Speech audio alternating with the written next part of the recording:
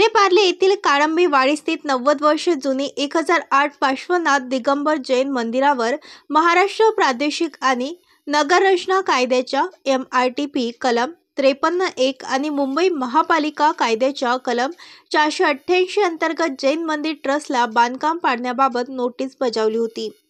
त्याविरोधात जैन ट्रस्टने शहर दिवाणी न्यायालयात धाव घेतली। तथापि 7 एप्रिल रोजी निर्णय देताना दिवाणी न्यायालयाने ट्रस्टला दिलासा देण्यास नकार दिला।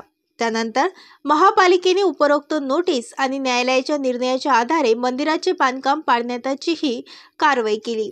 या कारवाईमुळे वाद निर्माण झाला होता। तसेच या कारवाईत मंदिराचा बहुतांश भाग पाडण्यात आला। तथापि ट्रस्टने उच्च न्यायालयात धाव घेऊन उर्वरित पाडकाम कारवाई न करण्याची मागणी केली होती। न्यायालयानेही याचिकेची दखल घेऊन मंदिराच्या उर्वरित बांधकामावर पुढील आदेशापर्यंत पाडकाम कारवाई करण्यास मज्जाव करत परिस्थिती जैसे थे ठेवण्याचे आदेश दिले होते।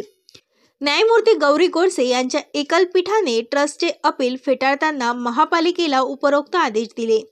उच्च न्यायालय काय म्हणाले? दिवाणी न्यायालयाचा आदेश आणि त्यानुसार महापालिकेने मंदिरावर केलेली पाडकाम कारवाई कायदेशीरदृष्ट्या योग्य आहे। ट्रस्टकडून कोणता दावा दाखल न झाल्याने शहर दिवाणी न्यायालयाने दिलेला आदेश चुकीचा म्हणता येणार नाही। किंबहुना कनिष्ठ न्यायालयाच्या आदेशात कोणताही बेकायदेशीरपणा किंवा विकृती दिसत नाही। त्यामुळे ट्रस्टचे अपील फेटाळण्यात येत आहे। महाराष्ट्र न्यूज लाईव्ह मुंबईसाठी दिलीप कुमार चव्हाणसह कॅमेरामॅन गोपाल चव्हाण, विलेपार्ले, मुंबई।